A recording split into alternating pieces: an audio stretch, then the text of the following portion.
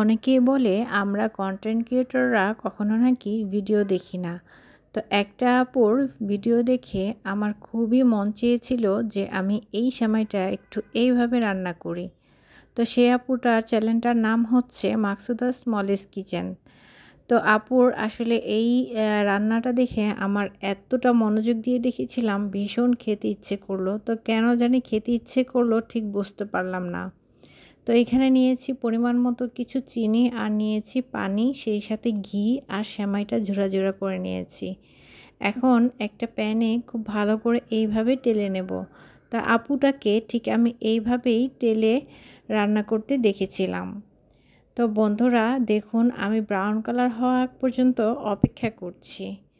তো অবশ্যই খুব সুন্দর করে ভেজে নিলে হয়তোবা খেতে খুব ভালো লাগবে। তো আপুকে দেখলাম খুব সুন্দর করে একটু ব্রাউন কালার করে ভেজে নিয়েছে। এরপরেই কিন্তু দিয়ে দিয়েছে পানি।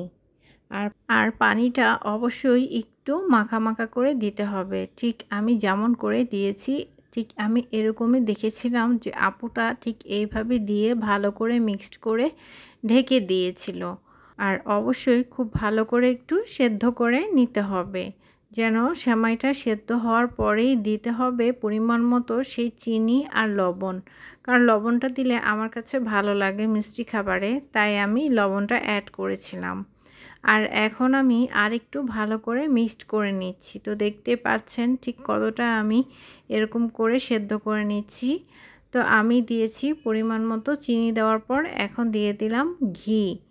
আসলে ঘিটা দিয়ে এইভাবে খুব ভালো করে মিক্সড করে নেব। আর অবশ্যই আলতো করে নাড়াচাড়া করে নামিয়ে ফেলতে হবে। আর সেমাইটা শুধু দেখেই কিন্তু আমার লোভনীয় মনে হয়নি, খেতে যে এতটা সুস্বাদু ছিল আসলে ধারণার বাইরে। আসলে এই আপুর রান্নাটা আমার কাছে ভীষণ ভালো লাগে, তাই আজকে আমি এই আপুর ভিডিওটা নিয়ে আমি একটা ভিডিও বানিয়ে ফেললাম। তো আশা করি আপনাদের ভালো লেগেছে, যে যেখান থেকেই দেখছেন। তো এখন একটা প্লেটে আমি পরিবেশন করে নিচ্ছি। আসলে আমার এখনই খেতে খুব ইচ্ছে করছে। খুবই সিম্পলভাবে এতটা সুস্বাদু যে হয়, এটাই হচ্ছে রান্নার একটা আর্ট। যে যে যত কম সময়ে কিভাবে কতটা সুন্দর করে, কতটা মজার করে খাবার তৈরি করতে পারে, এটা যার যার একটা গুণ। তো সব মানুষেরই কিন্তু অনেক রকম গুণ থাকে। তো এই আপুটার এই রান্নাটা আমার কাছে এতটা ভীষণ ভালো লেগেছিল, আসলে খুবই দারুণ লেগেছিল। যে ঘরে যদি আসলে এটা সেটা না থাকে, তাহলেও কিন্তু খুব মজাদার করে এইভাবে এই রান্নাটা করা যায়। তো আপনারা বন্ধু একবার খেয়ে দেখুন যে এইভাবে এত সুস্বাদু আর মজার হয়, আসলে ধারণার বাইরে। তো আপনাদের আমি রিকোয়েস্ট করব এইভাবে একবার খেয়ে দেখুন।